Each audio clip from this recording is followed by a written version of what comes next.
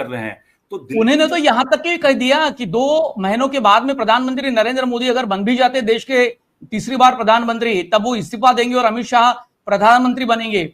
ये केवल और केवल देश के लोकसभा चुनावी पॉलिटिक्स में, राजनीति में केवल अरविंद केजरीवाल ने ही ये मुद्दा उठाया और खूब चर्चा बटोरी अरविंद केजरीवाल ने इस मुद्दे पर। निश्चित रूप से मनोज, आप देखिए कि जो अरविंद केजरीवाल की जो पूरी स्ट्रैटेजी थी, वो स्ट्रैटेजी क्या थी?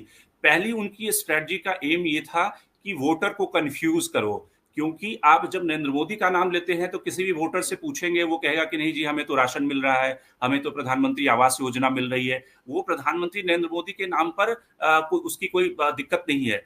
तो इसलिए अरविंद केजरीवाल ने इस नैरेटिव में इस बात को लाया कि आप जो वोट देने जा रहे हो तो बेकार होने जा रहा है जी, क्योंकि ये वोट तो अमित शाह के लिए है। प्रधानमंत्री नरेंद्र मोदी तो अमित शाह को प्रधानमंत्री बनाने वाले हैं। तो पहला काम उन्होंने किया केजरीवाल ने कि वोटर को कंफ्यूज करो कि ये वोट आप अमित शाह के लिए दे रहे हो। दूसरा जो काम अरविंद केजरीवाल ने किया कि वो इस बात को प्रधानमंत्री के मुंह से कहलवाना चाहते हैं।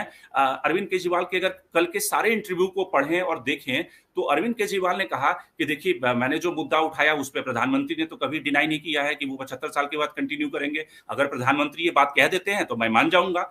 तो वो उस ब्रैकेट में प्रधानमंत्री को फंसाना चाहते हैं कि प्रधानमंत्री अपने मुंह से कहें कि हाँ जी, मैं 75 साल की सीमा को तोड़ रहा हूं, मैं प्रधानमंत्री उसके बाद भी रहूंगा। और ये अगर प्रधानमंत्री कहते हैं तो केजरीवाल तो खुलेआम चारों तरफ ये डंका बजाएंगे कि देश का प्रधानमंत्री कितना बड़ा झूठा है कि उन्होंने लाल कृष्ण आडवाणी को रिटायर कर दिया, मुरली मनोहर जोशी को रिटायर कर दिया, सबको रिटायर कर दिया, लेकिन खुद कह रहे हैं कि वो प्रधानमंत्री बने रहेंगे। आप इनकी बातों पर कैसे भरोसा कर सकते हैं कि कल की तारीख में ये कोई कमिटमेंट करते हैं, वादे करते हैं, जिस मोदी गारंटी की बात ये कर रहे हैं उसको कैसे ये पूरा करेंगे जब जो व्यक्ति अपने वादों का पक्का नहीं है।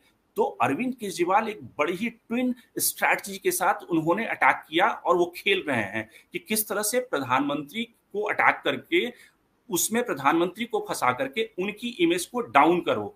तो दिल्ली में अगर अरविंद केजरीवाल को मैंडेट नहीं मिलता है, अगर वो सीटें नहीं जीत पाते हैं, तो उनके लिए जो सबसे बड़ा चैलेंज है कि 6 महीने के बाद जो विधानसभा चुनाव दिल्ली में होने वाले हैं, वहां पर किस तरह से वो अपनी पार्टी को एकजुट रख पाएंगे, क्योंकि बीजेपी चारों तरफ से लगी हुई है कि केजरीवाल की पार्टी को कैसे तोड़ा जाए, कैसे उनके एमपीज को तोड़ा जाए। तो विधानसभा चुनाव सबसे बड़ा चैलेंज होगा अरविंद केजरीवाल के लिए, अगर वो दिल्ली में एक भी सीट नहीं जीत पाते तो।